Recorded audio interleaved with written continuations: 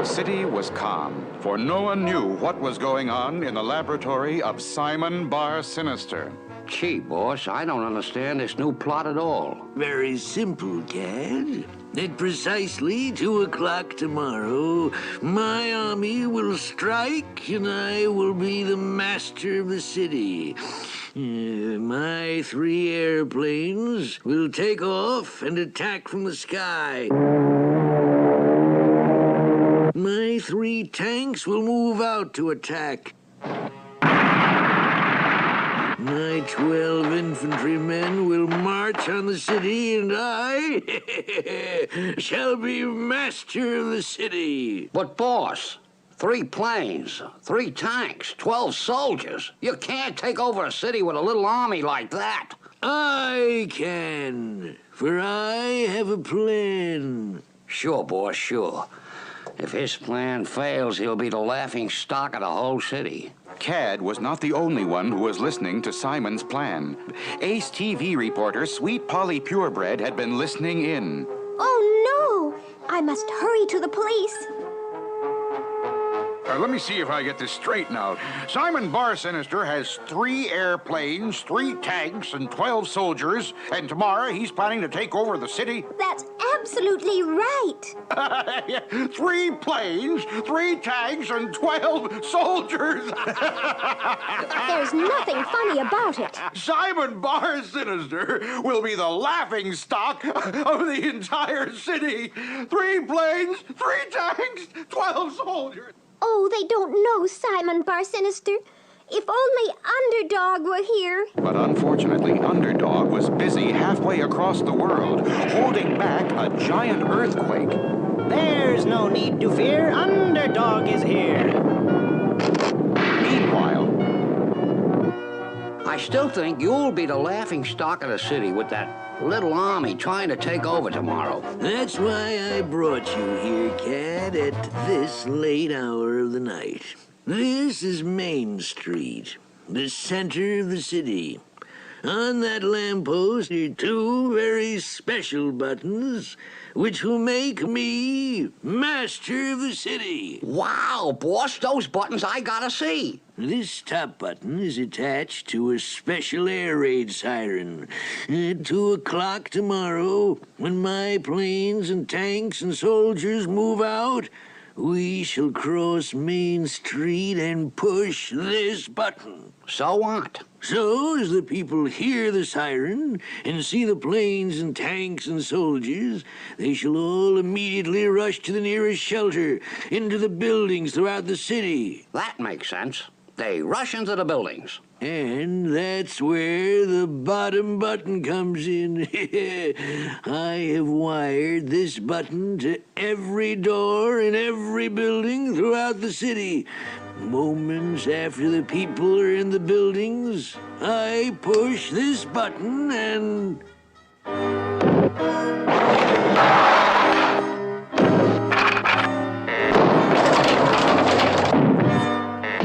Amazing, boss. You'll have all the people locked inside the buildings. Then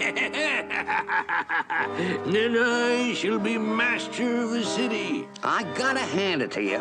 With those 2 buttons, your plan can't miss. Exactly. Now let's return to the lab and wait for tomorrow. knowing nothing of the buttons, the police are sure Simon's army will fail. Is there no one who can stop the plan? There's plenty of excitement ahead in our next episode.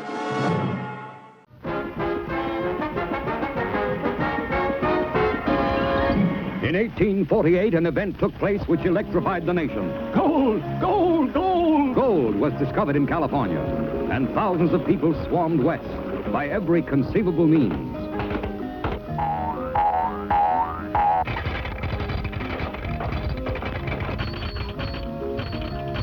Whole towns sprang up overnight. And by far the most important place in these towns was the general store, like the one run by Stanley Livingston in the little mining town of Muddy Flats. Tennessee! Tennessee! You and Chumley stop talking and get to work. Sweep out the store. Uncrate the crackers. Work! Work! I declare I never saw two lazier. Good for nothing.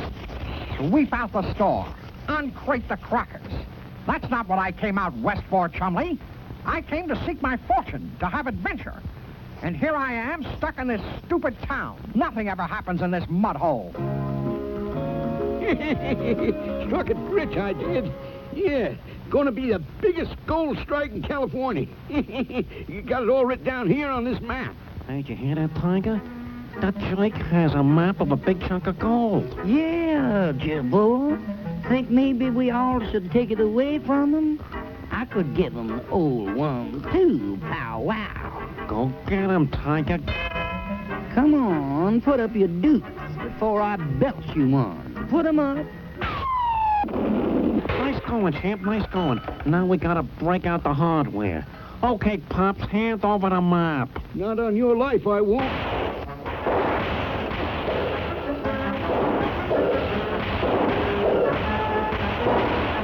Like I said, Chumley, nothing ever happens in this. Why don't you watch where you're going? Gee, Tennessee, what's that paper there? This? I don't know. That fellow must have dropped it. Just a lot of wiggly lines. Throw it away.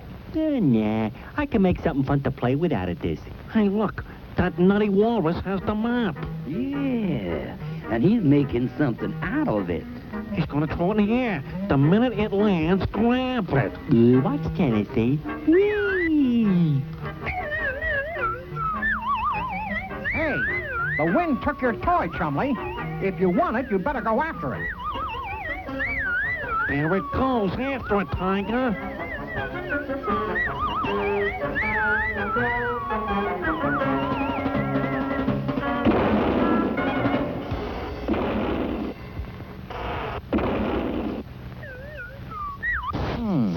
I wonder why those other fellows want that thing Chumley made. Hey, wait.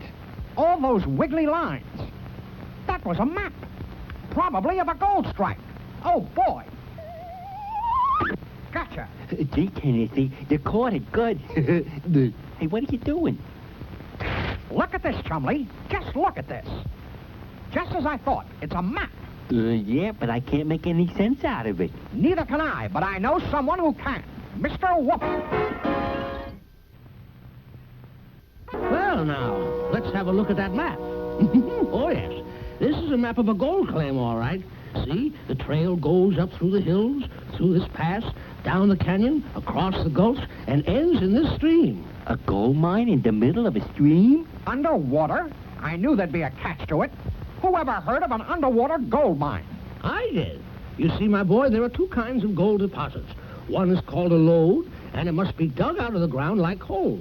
The other kind is called a placer deposit, and it is often found in and around streams and rivers. But how do you get it out? You wash it out, my boy, with one of these contraptions over here. It looks just like a big pan to me. That's just what it is.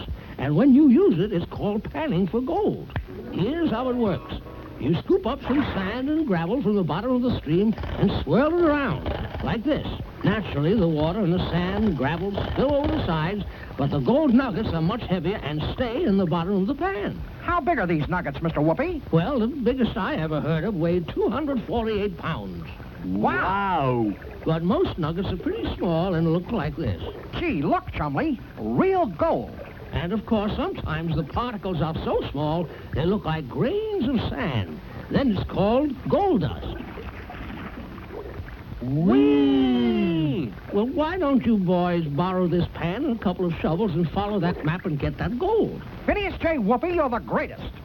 Let's get started, Chumley. We've got to get some supplies. So, Stanley, we quit. We've swept your crummy store for the last time. We are through.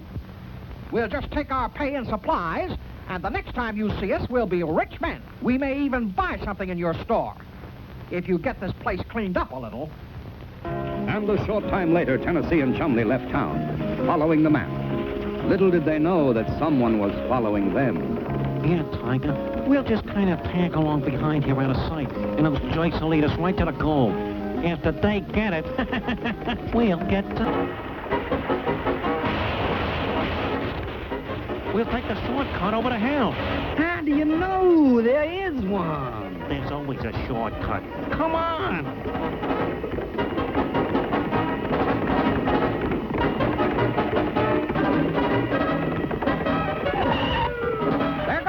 Chumley. Grab the gold and jump for the horses.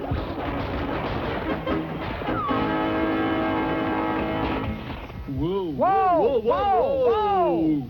Well, we made it, Chumley. Now let's go in and give Stanley a hard time just for fun. No, they're back. Of course we're back, Stanley, and we're rich. We just might buy this store. How'd you like to work for us, Stanley? Sweep up, Stanley. Uncrate the crackers, Stanley. Yes, we're rich.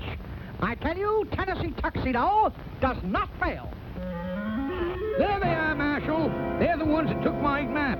That's my gold. All right, you two claim jumpers, give the man his gold.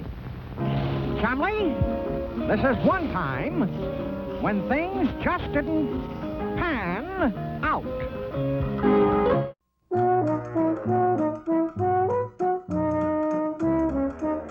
Well now, Tudor, today you look happy. But what is the stick for? That there's no stick, Mr. Wizard. It's a fucking bronco. Yes, of course, Tudor. The bronco is a very dangerous horse, all right. Is you a horse trainer today? Nope. I'm a scout, Mr. Wizard. Leastways, that's what I'd like to be. A scout like Buffalo Bill leading the cavalry troops. Well, I guess it's best to put the horse on the range where they is safe. But watch out for the Indians now. Remember, the scouts was always wise to the Indians. Good to meet you, Buffalo Bill. I'm General Custard. Of course, everybody knows you. General Custard is famous for the Battle of Vanilla. True, son, but it never left a very good taste in anyone's mouth. I'm out to change that now. That's why I need your help. You can count on me, General Custard. Where there's a buffalo, there's an Indian every time. They don't call me Buffalo Bill for nothing. All right, my boy. Head out for Injun country and clear the way for my troops. We're off to Little Bighorn to fight the Injuns. The smart scout always traveled alone. He had to keep quiet so the Indians would not know that he was coming. Well, now, them shortcuts really will sneak up on a feller. Which way to Little Bighorn, I wonder? Reckon I'll just use an old Injun trick and listen to the ground.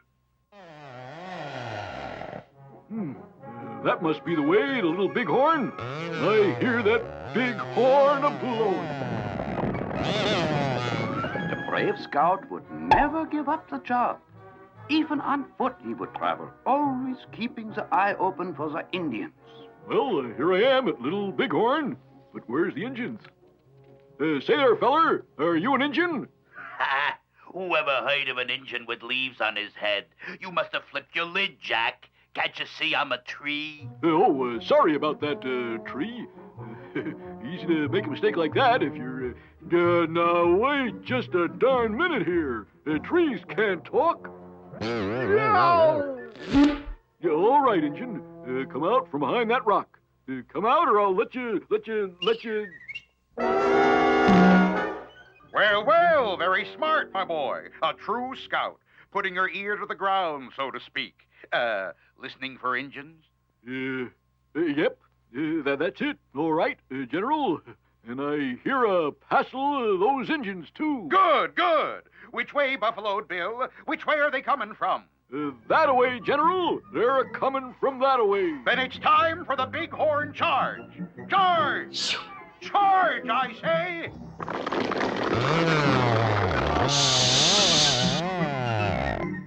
Seems you made a slight miscalculation, Buffalo Bill, my boy. Those were buffaloes, not Injuns, we rode into. Well, now, I'm right sorry about that, General. Reckon them buffaloes kind of got me buffaloed. Right, Buffalo Bill. Only what now? We're at Little Bighorn, so where are the Injuns? Guess we'll have to wait a while, General. My scouting tells me there's not an Injun around for miles. Correction there, General. There is one Injun, but you don't have to worry about him. He's all alone. You nincompoop! Alone, is he? What do those look like? Trees? Well, the Injuns will never get you. I'll see to that. Help, Mr. Wizard! Help me, quick! Oh, my. Drizzle, trazzle, druzzle, drome. Time for this one to come home. You mean you want me to arrange for you to talk with Ruffled Feather and Running Board? Exactly, Sergeant. Because I have finally found a way to get rid of them. Just read the headline of this newspaper article. Oh, it says, Cleveland welcomes Indians. You see? Cleveland welcomes Indians. So all I have to do is talk the Gopher Indians into going to Cleveland, where they will be welcome. And we'll be rid of them. But begging the Colonel's pardon, this article is from the sports section. The Cleveland Indians are baseball players. I don't care what they play, just so long as Cleveland likes them. Now arrange that talk, Sergeant. And so the Colonel met with the Gophers and told them of the beauty of Cleveland and how they would be welcomed. And they agreed to go with him and see if they liked the city. Hey, get that thing out of there! How are we gonna get it?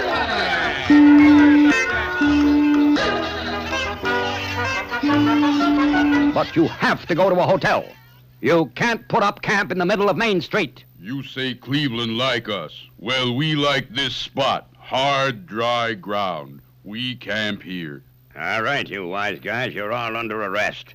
Now, just a moment, officer. I happen to be an officer in the United States Cavalry. And I happen to be an officer of the Cleveland Police Department, and you're all under arrest for disturbing the peace and blocking traffic. Pop! You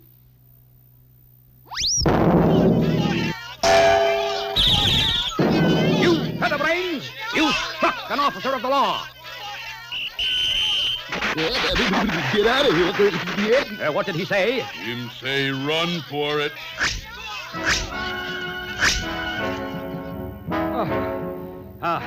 A narrow escape. But luck is with us. This is the stadium for the Cleveland Indians. You're sure to be welcome here. Come along. Attention, everyone. You will be happy to know that I, Colonel Kit Coyote, have brought you some fellow Indians. I'm giving him a phony. What did he say? Him say these not real Indians wear no feathers. You fakes. What kind of characters are you? Get them, boys. They ought to be locked up.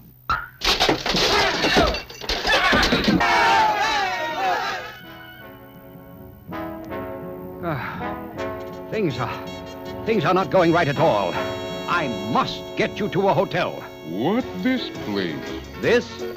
Oh, it's a nightclub where people come to dance. Wait,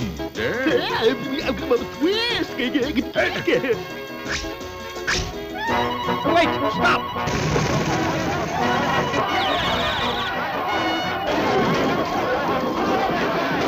Stop it! Twisting, you look like a pretzel.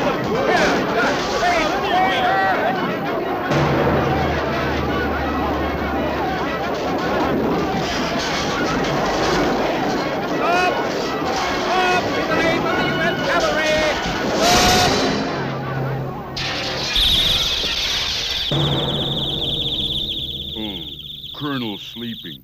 We go see more of city. Wake up! Wake up! What is it? What happened? Who are you? I, sir, am the mayor of this city, and I have just been in touch with your commanding officer in Washington. What? I am to inform you that you will either have these Gopher Indians out of Cleveland in 1 hour, or you will be drummed out of the Army forever. Oh, no. But nice. What did he say? What did he say? We like Cleveland. What Colonel do for us if we go back Gopher Gulch? Anything. Anything at all. Time now give Ruffled Feather bath, servant. Then fix lunch, wash clothes, sweep teepee, hoe garden, plant corn. Well, looks like the Colonel's got a peck of trouble. Y'all better be with us for our next adventure.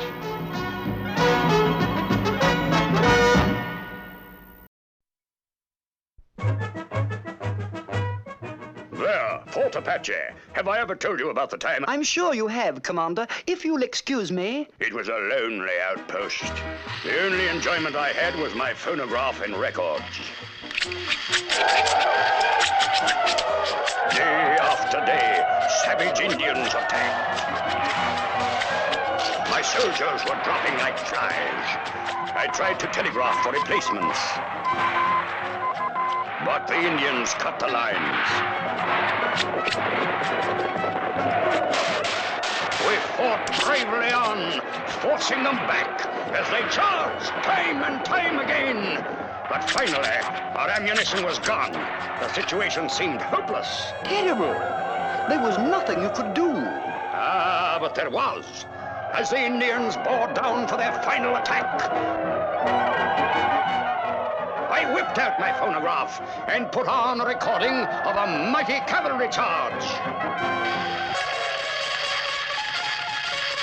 Immediately, the Indians, sure that the cavalry were just over the hill, raced off and never challenged us again. You did it with your phonograph. Why, Commander, I believe that's some sort of record. Quite. With 2 amazing buttons on a lamppost across Main Street, Simon Bar-Sinister meant to lock up everyone in the city and then take over for himself. The hour for his attack was rapidly approaching. Come on, Cad. We dare not be late. Yeah, boss. We want to be right on time when we push those buttons. What are all those silly people doing? What's all the noise? Gee, boss, it looks like a parade. Let me through. Get out of my way. I have to cross the street. You can't cross the street. This is the Thanksgiving Day parade. But I must cross the street. Not a chance. The parade will be going on for hours. Gee, boss, if you don't get to those buttons, your planes and tanks and soldiers will move out alone, and you'll be the laughing stock of the city. We've got to cross Main Street. The only way we could cross this street is to get rid of the Thanksgiving Day parade. And the only way you can do that is to get rid of Thanksgiving. That's it. Now get rid of Thanksgiving. Hurry, we must get back to the lab. You really going to fix it so there's no more Thanksgiving? No more turkey. No more mashed potatoes. No more cranberry sauce. Aha! Where can those 2 be running? I must follow them and see what they are up to. How are you going to get rid of Thanksgiving? The time bomb. The time bomb? With this bomb, we can go back in time. I simply set the dial to the year I want. 1621. Then wind up the bomb. Then we wait for the bomb to explode and carry us back to 1621. We shall go back and see to it that the Pilgrims and Indians are not friendly. Then there shall be no Thanksgiving feast and no Thanksgiving Day parade. Gee, no more Thanksgiving. He's done it. Oh, if only Underdog were here. Where, oh, where has my Underdog gone? Oh, where? Halfway across the world, suddenly Underdog, with his ultrasonic hearing, heard... Where, oh, where has my Underdog gone? When Polly's in trouble, I am not slow. It's hip, hip, hip, and away I go.